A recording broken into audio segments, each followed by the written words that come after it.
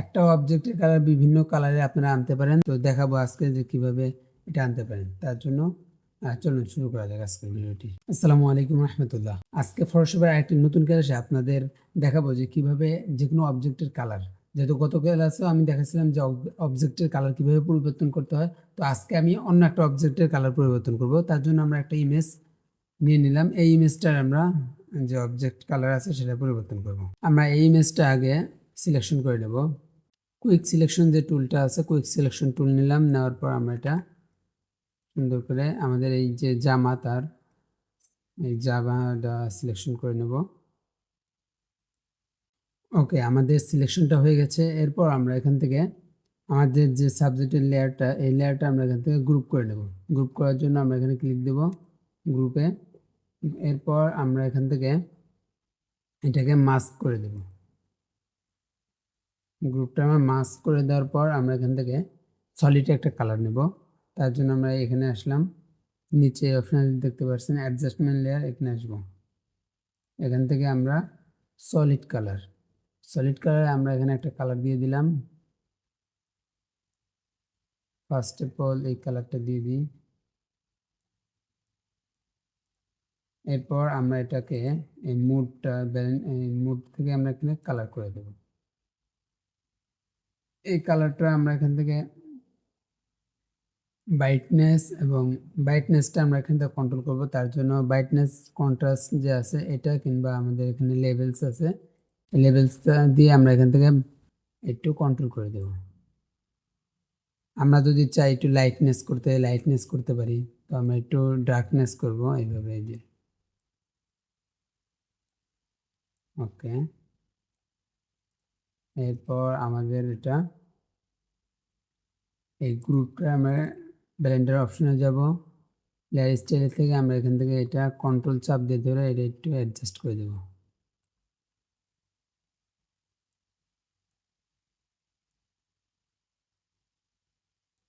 ওকে, এভাবে চাইলে আমরা যে কোনো কালার দিতে পারি। তার জন্য আপনাদের দেখানোর জন্য আমি এখান থেকে এটা ডুপ্লিকেট করে নিচ্ছি, কন্ট্রোল জে দিয়ে এটা আমরা ভিন্ন একটা কালার দেব। দেখেন, একবার যদি আপনি কালারটা দিয়ে দিতে পারেন, তারপরের বার আর এত কষ্ট করতে হবে না। দেখেন, আমি যদি এই ইমেজটা যদি অন্য একটা কালার দিতে চাই, সেক্ষেত্রে দেখেন এই গ্রুপ লেয়ার যে এখানে যাব, এই কালার অপশন, কালার যে লেয়ারটা এটাতে ডবল ক্লিক করব।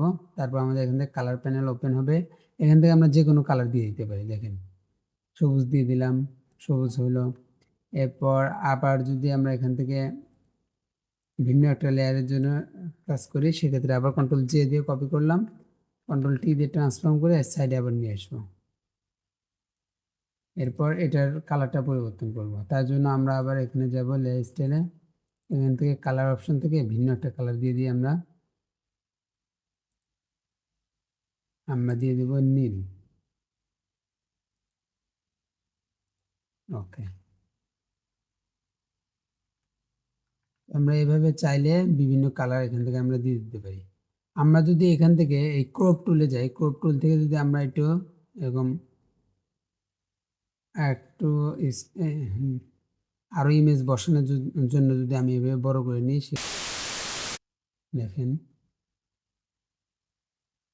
ওকে, আমরা চাইতেছি যে এরকম ইমেজ আরো কয়েকটা বিভিন্ন ভ্যারিয়েন্টের কালার তৈরি করব।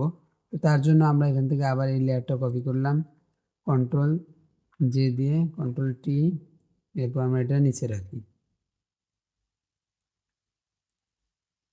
এটা আমরা কালার পরিবর্তন করব। তার জন্য আপনার এই যে কালার অপশন, এখান থেকে আমরা ভিন্ন একটা কালার দিয়ে দিই। সে ধরেন লাল, লাল একটা কালার দিই।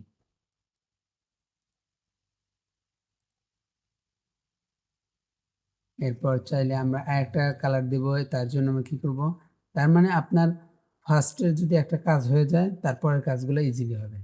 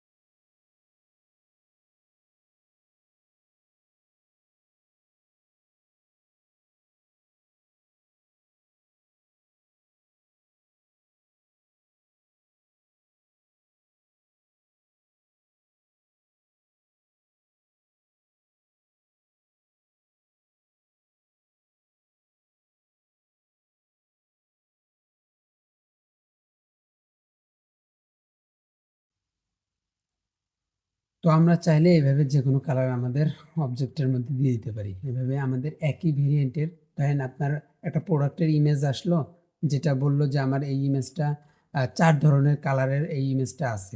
সরি, এই প্রোডাক্টটা আমার ৪ কালারের আছে। সেক্ষেত্রে ৪ কালারের তো আলাদা, আলাদা পিকচার তুলে দেওয়ার কোনো প্রয়োজন নেই। সেক্ষেত্রে এভাবে আমরা যে কালার কোড, সেই কালার কোডটা আমরা এখানে ব্যবহার করতে পারি। এখন যদি মনে করেন যে হুবহুব যে নির্দিষ্ট কালার কোডটা, সেই কালার কোডটা কিভাবে ব্যবহার করবেন? যদি কেউ আপনার ক্লায়েন্ট কিংবা কেউ বলে যে এই কালার কোডটা, আমার কালার কোডটা এই কালার কোড। সেক্ষেত্রে আপনার এই কালার যে লেয়ার আছে, কালার ফিল, এখানে ডবল ক্লিক করব। এখানে দেখেন নিচে, এই দেখেন, এই যে নিচে লেখা আছে কালার অপশন, এখানে লেখা আছে। এখানে যেই কালার কোডটা থাকবে এটা কপি করে এনে পেস্ট করে দিবেন।